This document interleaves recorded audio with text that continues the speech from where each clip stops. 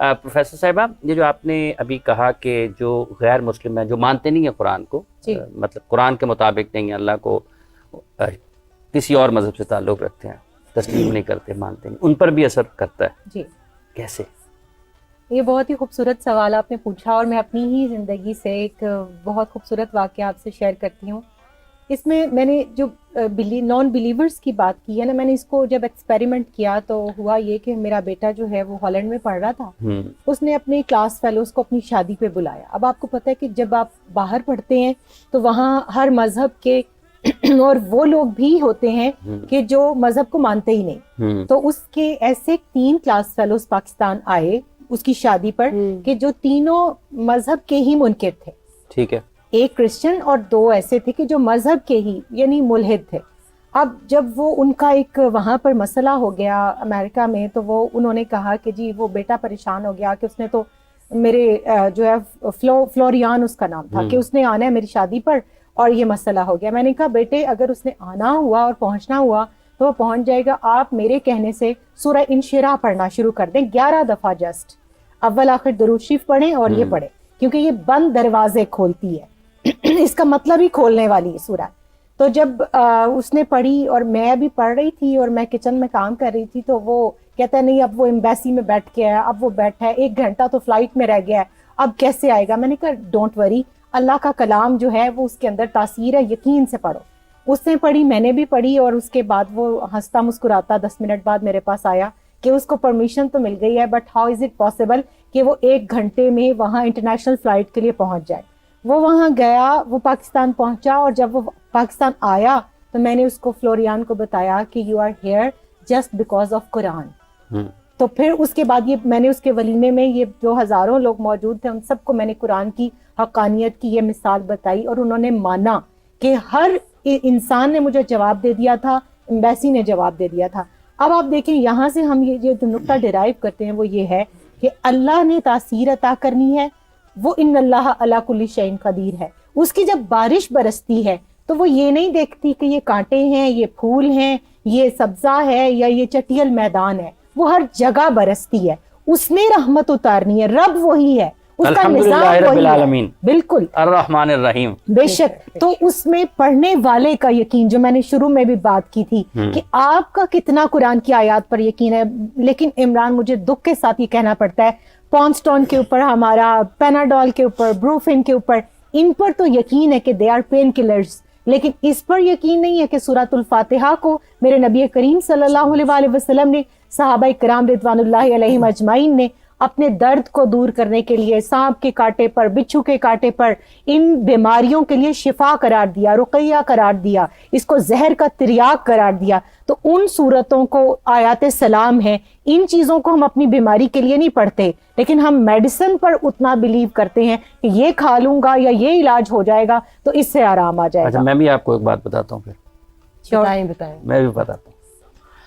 یہ تو یقین کی بات ہے نا، کیونکہ قاری صاحب اللہ سے آپ جیسا گمان کریں گے اللہ تعالیٰ آپ کے لیے ویسے فیصلے. دیکھیں نا کہ جو بدھ کے سامنے بیٹھا ہے رزق تو اس کو بھی مل رہا ہے، اس کو بھی مل رہا ہے، ٹھیک ہے، تو گمان اس کا بن گیا نا. تو عطا فرمانے والی ذات اللہ کی ذات ہے، اللہ کی یقین کی بات ہے. اچھا میں آپ کو بتاؤں، یہ جو آپ نے ابھی فلوریان کی بات کی ہے اور آپ نے کہا جی قرآن کے آیات کو، اگر آپ تو خوش قسمت لوگ ہیں، اللہ تعالیٰ سمجھ عطا کرے، اللہ شعور عطا کرے، اللہ رحمت کرے، سب کے اوپر اللہ رحمت کرے، اور تو مالک الملک ہے. میرے نا یہ گھٹنے میں درد ہو گیا شروع.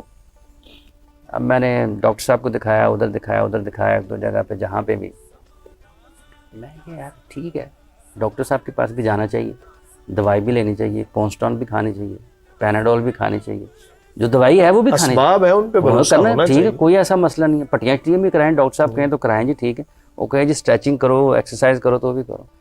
اب میں ایک جگہ سے اپنے گھر سے نکلتا تھا تو اللہ نے رحمت کی. ایک دن میں نے پڑھنا شروع کر دیا واحدہ سالہ کا عبادت. وہ آدھے کی گھنٹے کا راستہ تھا، مطلب جہاں میں نے پہنچنا ہوتا تھا نا وہ آدھا 1 گھنٹہ. میں نے کہا جی ادھر سے میں گاڑی چلا رہا ہوں، ساتھ میں واحدہ سالہ کا عبادت انی فینی قریب نجیب دعوت الداعی اذا دعان، واحدہ سالہ کا عبادت انی فینی قریب نجیب دعوت الداعی اذا دعان، واحدہ سالہ کا. جتنی مرتبہ پڑھے میں اس چھوڑ دیا، گنتی نہیں ہے. جہاں پہ جیسے موقع ملا، جہاں پہ بریک لگی، کسی اور کام میں لگ گیا، چل پڑا دوبارہ، تو گھٹنے کی درد اللہ نے ختم کر دی ہے.